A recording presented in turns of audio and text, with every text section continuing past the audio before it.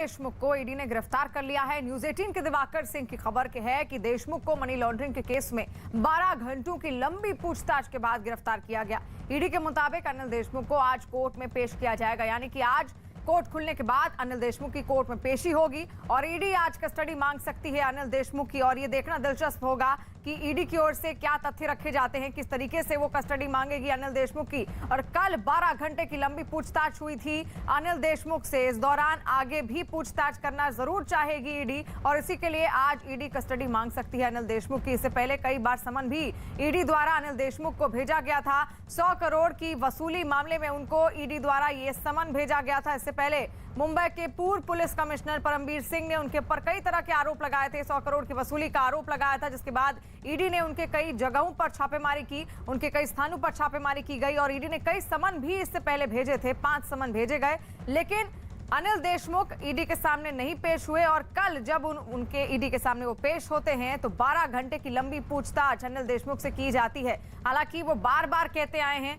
कि मैंने पूरा सहयोग दिया था, ईडी ने जो भी कुछ पूछा उसमें मेरा पूरा सहयोग था। हालांकि इससे पहले जब भी उनको समन भेजा गया वो ईडी के सामने पेश नहीं हुए और आज कोर्ट में पेशी हो सकती है अनिल देशमुख की। अब ईडी किस तरीके से क्या तथ्य रखेगी, किस तरीके से कस्टडी मांगेगी अनिल देशमुख की और अनिल देशमुख खुद का बचाव किस तरीके से करते हुए दिखेंगे, उनके वकील क्या दलीलें देंगे इस दौरान, ये देखना बेहद दिलचस्प होने वाला है। हालांकि इससे पहले 12 घंटों की लंबी पूछताछ होगी, पूछताछ हुई थी, यानी आप देखिए अनिल देशमुख की मुश्किलें और ज्यादा बढ़ सकती हैं। और आज कोर्ट में अगर कस्टडी मिलती है अनिल देशमुख की ईडी को तो उसके बाद अनिल देशमुख की आगे की राहें और ज्यादा मुश्किल हालात उनके लिए पैदा करने वाली हैं, क्योंकि और पूछताछ उनसे होगी 100 करोड़ की वसूली मामले को लेकर और कौन कौन लोग इस मनी लॉन्ड्रिंग में उनके साथ शामिल थे, उनके भी नाम हो सकता है चौंकाने वाले धीरे धीरे सामने आए।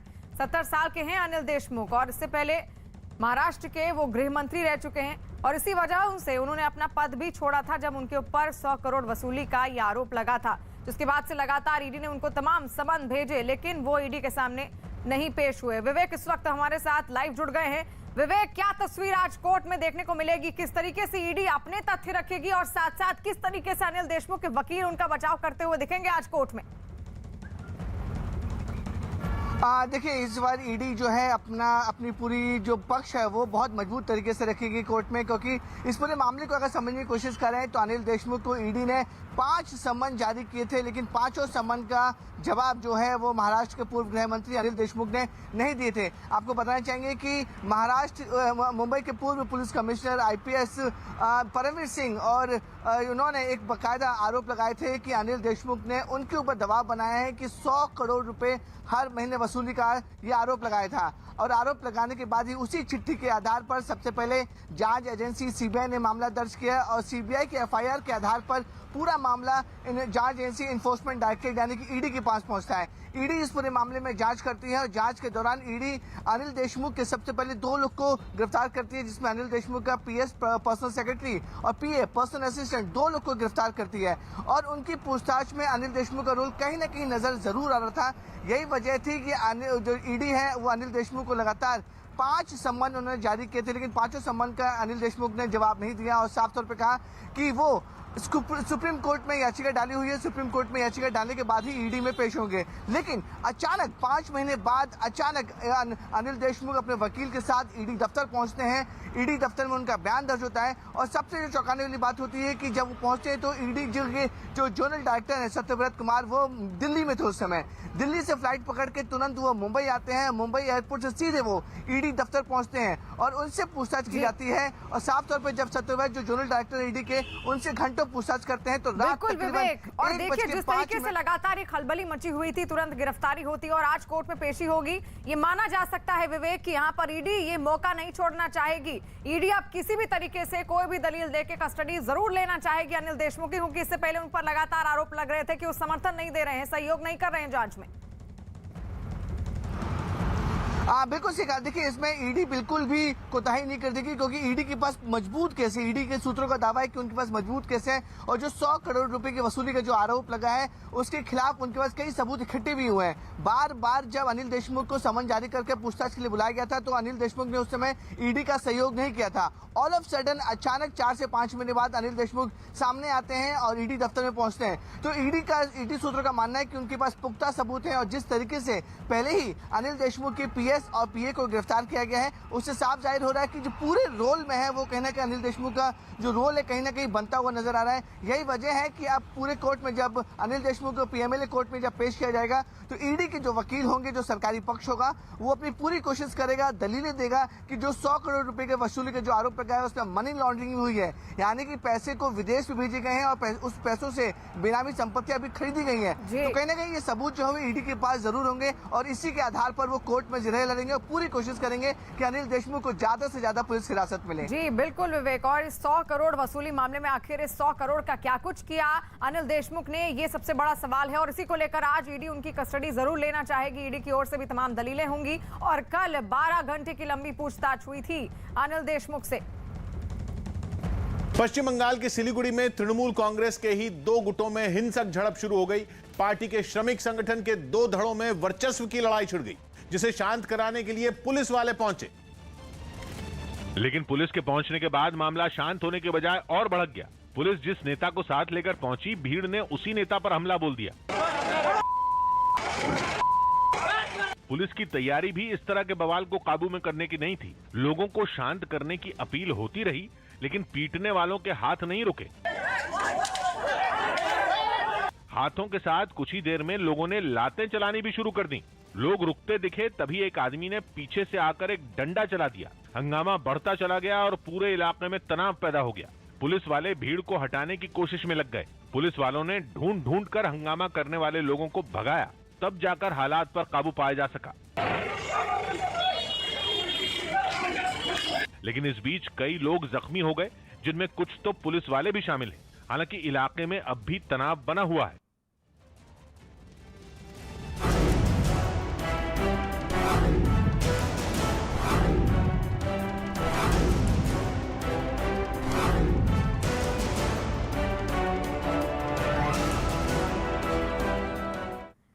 ग्लासगो के कॉप 26 जलवायु सम्मेलन के मंच से पीएम मोदी ने क्लाइमेट चेंज पर दुनिया को नया मंत्र दिया। पीएम ने वहां लाइफ यानी कि लाइफ फॉर एनवायरनमेंट का मंत्र दिया, जो कि भारत की संस्कृति का प्रतीक रहा है। पर्यावरण के लिए जीना न केवल महात्मा गांधी की सीख है, बल्कि खुद पीएम मोदी के जीवन का भी ये लक्ष्य है कि पर्यावरण के साथ मैत्रीपूर्ण संबंध हो। साथ ही पीएम मोदी ने सम्मेलन में विकसित देशों से भी अपील की कि जैसे भारत क्लाइमेट चेंज को लेकर अपने लक्ष्य निर्धारित कर रहा है, वैसे ही उन्हें क्लाइमेट फाइनेंस और तकनीक के आदान प्रदान के लिए तैयार होना चाहिए। क्लाइमेट चेंज पर पीएम मोदी ने दुनिया को साफ संदेश दिया कि भारत सिर्फ वादे ही नहीं करता, बल्कि पूरे करके भी दिखाता है। क्लाइमेट चेंज पर इस वैश्विक मंथन के बीच मैं भारत की ओर से इस चुनौती से निपटने के लिए 5 अमृत तत्व रखना चाहता हूं। पंचामृत की सौगात देना चाहता हूं। पहला, भारत 2030 तक अपनी नॉन फोसिल एनर्जी कैपेसिटी को 500 गीगावाट तक पहुंचाएगा। दूसरा, भारत 2030 तक अपनी 50% एनर्जी रिक्वायरमेंट रिन्यूएबल एनर्जी से पूरी करेगा। तीसरा, भारत अब से लेकर 2030 तक के कुल प्रोजेक्टेड कार्बन एमिशन में 1 बिलियन टन की कमी करेगा। चौथा, 2030 तक भारत अपनी अर्थव्यवस्था की कार्बन इंटेंसिटी को 45% से भी कम करेगा। और पांचवा, वर्ष 2070 तक भारत नेट जीरो का लक्ष्य हासिल करेगा। ये पंचामृत क्लाइमेट एक्शन में भारत का एक अभूतपूर्व योगदान होंगे। प्रधानमंत्री ने भारत के लिए एक नया रास्ता तय कर दिया है और दुनिया को दिखा दिया है कि भारत जो है क्लाइमेट चेंज को लेकर वो कदम उठाएगा जो और कोई नहीं उठा रहा। उन्होंने कहा कि दुनिया बात करती है और वायदे देती है कि हमने क्लाइमेट चेंज में ये किया, वो किया, ये करना है, वो करना है, लेकिन भारत का जो ट्रैक रिकॉर्ड है साफ है और बहुत ही इम्प्रेसिव है।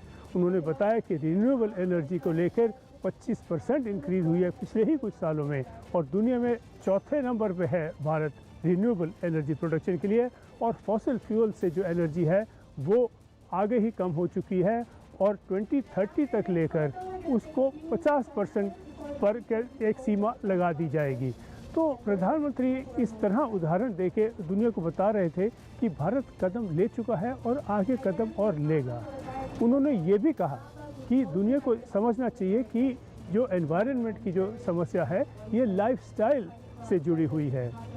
जो ऊंची कंजम्पशन करते हैं, बहुत हाई कंजम्पशन करते हैं, उसका नतीजा एमिशंस होता है। और उन्होंने ये एक संदेशा दिया है डेवलप्ड वर्ल्ड को कि वो अपनी कंजम्पशन कम करें, और वो अगर ये करें तो फिर उनका जो वन वर्ल्ड का एक आइडिया है वो एक स्वप्न जो है वो पूरा हो सकता है और वो सबके लिए भला होगा उसमें।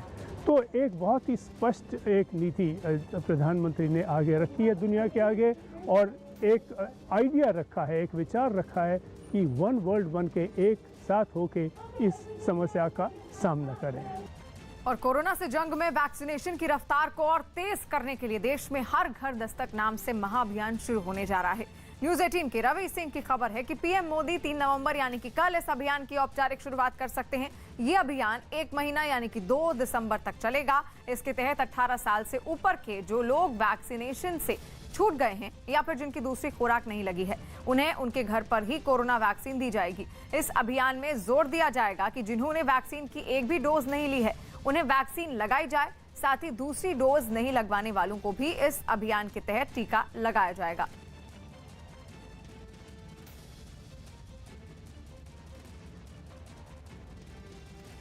मेक्सिको में एक सरकारी पाइपलाइन से पेट्रोल की चोरी बेकसूर लोगों की जिंदगी पर भारी पड़ गई।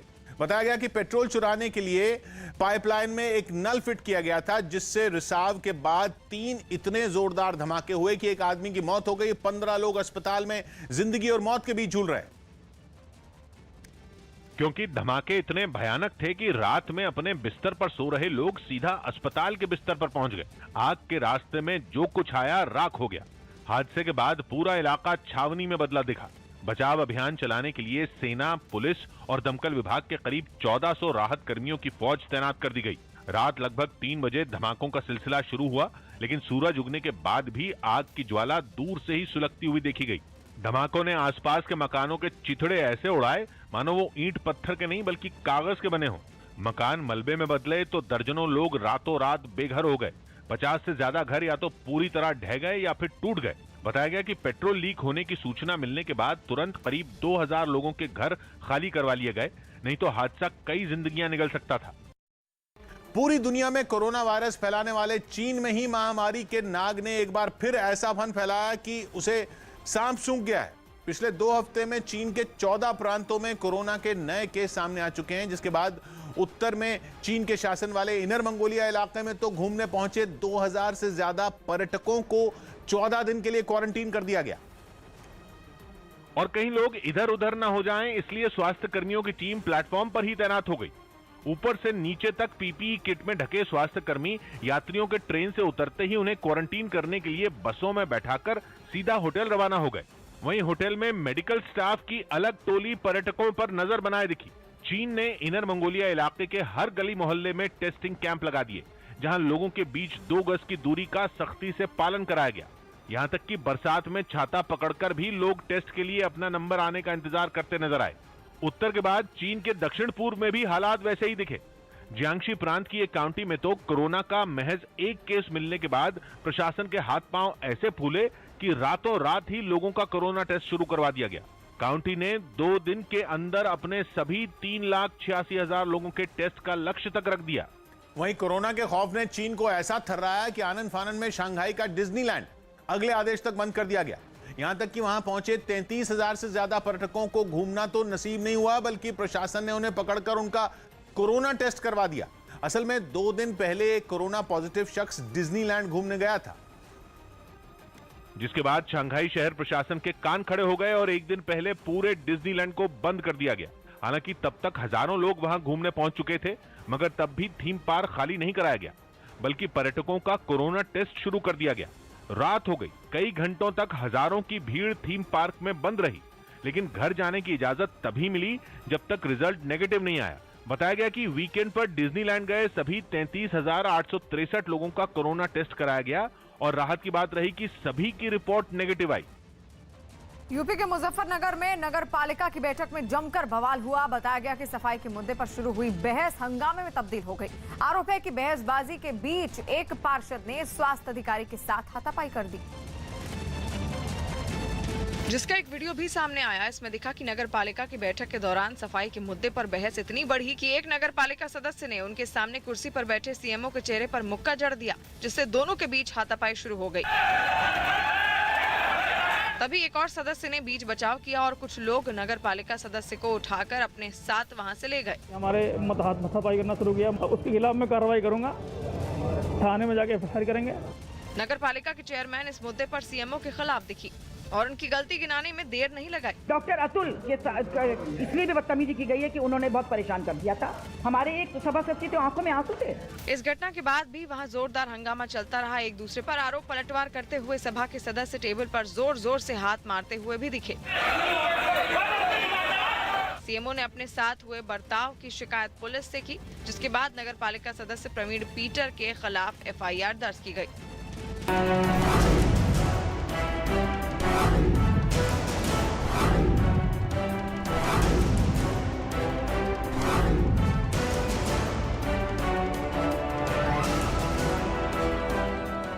आम के आम गुठलियों के दाम वाली कहावत को प्रधानमंत्री नरेंद्र मोदी के निर्देश पर चलाए गए सफाई अभियान ने सच साबित कर दिया। न्यूज़ 18 के अमन शर्मा की रिपोर्ट है कि सरकारी दफ्तरों में चलाए गए इस सफाई अभियान से सरकार को 40 करोड़ रुपए की कमाई हुई, जो कि दफ्तरों में कई साल से जमा कबाड़ को बेचकर मिली। यही नहीं, इस सफाई अभियान से सरकारी दफ्तरों में 8 लाख स्क्वायर फीट से ज्यादा जगह खाली हुई, यानी करीब 4 राष्ट्रपति भवन जितनी जगह खाली हुई। और यह सब पीएम के निर्देश पर 2 अक्टूबर से 31 अक्टूबर तक चले अभियान की वजह से हुआ। बताया गया कि इस दौरान 13.5 लाख से ज्यादा बेकार फाइलें हटाई गईं और करीब 3 लाख जन शिकायतों का निपटारा किया गया। और अयोध्या में दीपोत्सव की तैयारियां जोरों पर हैं। दीपोत्सव समारोह के लिए रामनगरी पूरी तरह से सज चुकी है। राम के समय मंदिर परिसर और सरयू घाट रोशनी से नहाया हुआ है। रामनगरी अयोध्या की भव्यता आज देखते ही बन रही है। भगवान राम के स्वागत में अयोध्या को दुल्हन की तरह सजा दिया गया है। दीपोत्सव का मुख्य आयोजन 3 नवंबर को होगा। छोटी दीपावली के दिन 9 लाख दीपों से सरयू का श्रृंगार किया जाएगा। सरयू नदी किनारे 9 लाख दीपों की जगमगाहट के साथ ही अयोध्या के नाम एक नया रिकॉर्ड बनने जा रहा है। 2017 में दीपोत्सव की नींव रखी गई थी। उसके बाद से लगातार हर साल दीपोत्सव कार्यक्रम आयोजित हो रहा है। भगवान श्री राम की नगरी अयोध्या में इस वक्त दीपोत्सव की झलक आप देख सकते हैं कि अयोध्या को बेहद भव्यता और दिव्यता के साथ सजाया गया है। इस वक्त राम की पैड़ी पर इस लेजर शो का आयोजन किया जा रहा है। आप देख सकते हैं, जिसे देखने के लिए हजारों की संख्या में न सिर्फ अयोध्या बल्कि उत्तर प्रदेश और देश के विभिन्न प्रांतों से जो श्रद्धालु हैं, राम भक्त हैं, वो यहाँ पर पहुंचे हैं। और आप देख सकते हैं कि कितना शानदार लेजर शो का यहाँ पर प्रदर्शन किया जा रहा है। ये वही स्थल है जहाँ पर राम इस दीपोत्सव के दौरान 9 लाख दियों को जलाकर एक नया विश्व रिकॉर्ड बनाया जाएगा।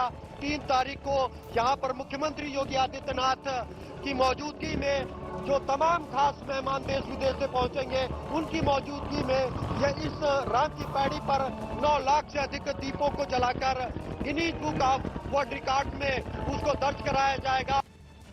दीपोत्सव कार्यक्रम की शुरुआत वाडेकर सिस्टर्स ने भजनों से हुई और पूरा वातावरण राम के रंग में रंग गया। मर्यादा पुरुषोत्तम भगवान राम की नगरी में भव्य दीपोत्सव का शुभारंभ हो गया है और ऐसे में इस दीपोत्सव का शुभारंभ नागपुर से आई वाटेकर सिस्टर्स ने किया है, जो कि इस वक्त हमारे साथ मौजूद है। उनसे हम बात करेंगे। कैसा लग रहा है आपको भगवान राम की नगरी में आकर, और यहाँ पर आपने जो संगीतमयी प्रस्तुति रही उससे आज आगाज हुआ? हम जब गा रहे थे तो गाते समय ऐसा लगा कि साक्षात भगवान श्री राम जी हमारा भजन सुन रहे हैं, क्योंकि राम कथा पार्क शबरी नदी के मतलब सामने है। तो ऐसा लगा कि मतलब प्रसन्न हो गया पूरा वातावरण राम जी का भजन गा। आपको कैसा लगा अयोध्या आकर?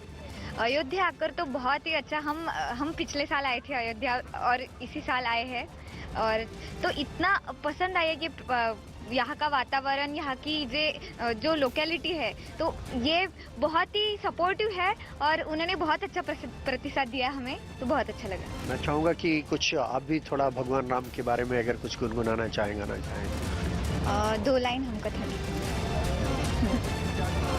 हम कथा सुनाते राम सकल गुण धाम की, हम कथा सुनाते राम सकल गुण धाम की, ये रामायण है पुण्य कथा श्री राम की।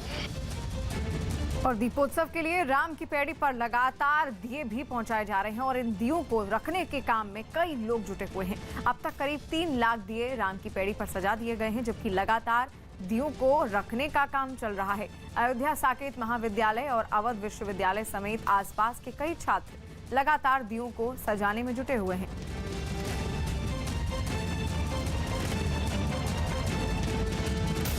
जितने भी स्टूडेंट दिख रहे हैं आपको, आप देख पा रहे होंगे, यहाँ पे सब बच्चे मतलब कई डिपार्टमेंट से, शारीरिक विभाग से, समाजशास्त्र, सारे बच्चे इकट्ठा हुए हैं। दिए लगाने का काम दिया गया है सबको।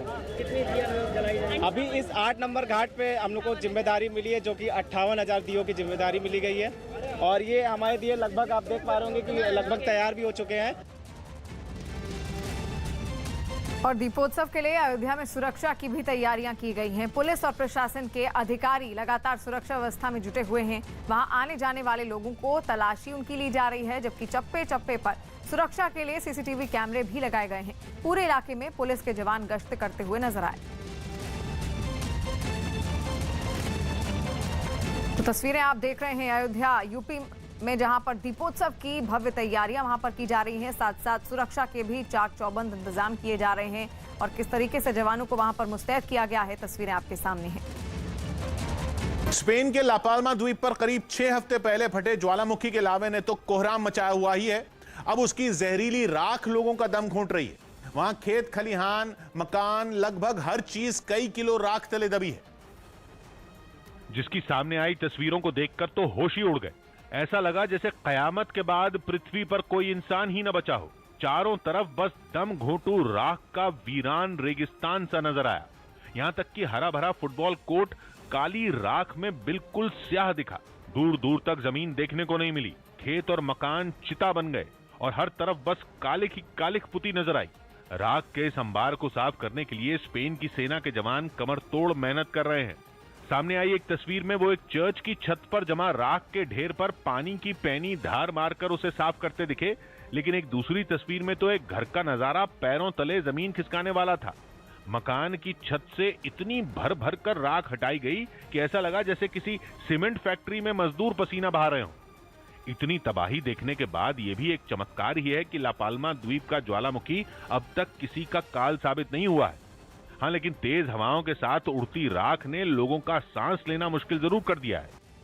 और केंद्रीय महिला और बाल विकास मंत्री स्मृति ईरानी ने दीपावली के मौके पर नारी से खरीदारी की अपील की है। एक वीडियो जारी कर स्मृति ईरानी ने कहा कि पूरे देश को दिवाली के वक्त पीएम मोदी के आह्वान को याद कर वोकल फॉर लोकल ही खरीदना चाहिए।